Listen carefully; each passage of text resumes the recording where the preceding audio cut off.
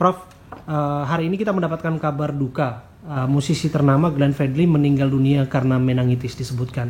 Apakah penyakit ini memang rentan terjadi pada masyarakat kita, dan benarkah ini disebutkan bahwa disebabkan virus ataupun bakteri, Prof? Meningitis bisa disebabkan oleh bakteri maupun virus atau mikroorganisme lain.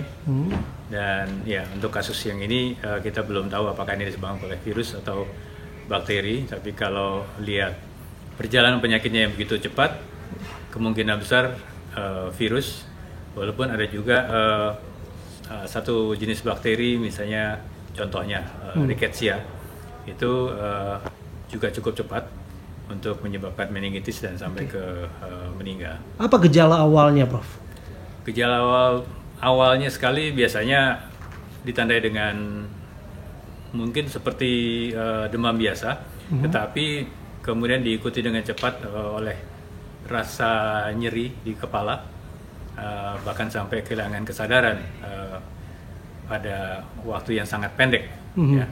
Bahkan bisa terjadi koma, dan jika tidak diatasi dengan baik, dengan cepat, bisa berakhir dengan kematian. Ya. Kalau disebutkan bahwa penyakit ini sudah diidap dalam jangka waktu yang lama, artinya yang bersangkutan bisa dikatakan penyintas, namun kemudian kembali kumat begitu, Prof. Kira-kira apa penyebabnya, Prof? Bisa, saya tidak tahu cerita sebelumnya ya, tetapi kalau memang sudah ada penyakit yang mendahulunya, bisa terjadi infeksi oleh sejenis parasit, ya, itu yang hanya bisa menginfeksi jaringan otak, jaringan selaput otak, itu karena terjadinya penurunan, sekali lagi, kekebalan. Jadi karena kekebalan umum, kekebalan seluler utamanya itu menurun, sehingga parasit dan juga virusnya dia bisa tumbuh lebih cepat dan bahkan masuk ke jaringan otak ataupun menginfeksi selaput otak. Siapa yang paling rentan terkena oleh penyakit meningitis, atau perilaku apa saja yang sangat membuat orang-orang beresiko terhadap penyakit meningitis? Kalau bakteri, misalnya Streptococcus ya, pneumococcus itu banyak pada anak-anak. Tetapi juga bisa pada orang tua, misalnya yang mereka yang pergi ke tanah suci, ya, makanya semua yang pergi ke sana harus divaksinasi untuk meningitis.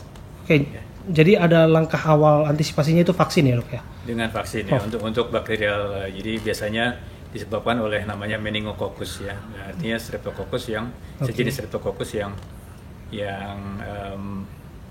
menginfeksi jaringan otak, ya, namanya meningococcus ya.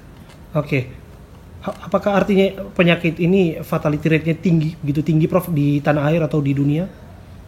Kalau sudah menyerang jaringan otak, itu memang case fatality rate-nya cukup tinggi, atau dia kalau sembuh bisa berpotensi menyebabkan penurunan fungsi otaknya.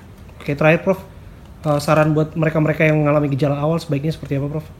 Ya, tentu sebaiknya kita menghubungi dokter untuk dilakukan diagnosis dengan segera untuk mengetahui persis apa sih sebabnya. Walaupun memang harus diakui pada beberapa kasus sampai meninggal pun kita belum mengetahui apa sebabnya. Bahkan penyebabnya itu baru diketahui ketika dilakukan otopsi misalnya. Baik, terima kasih, Prof.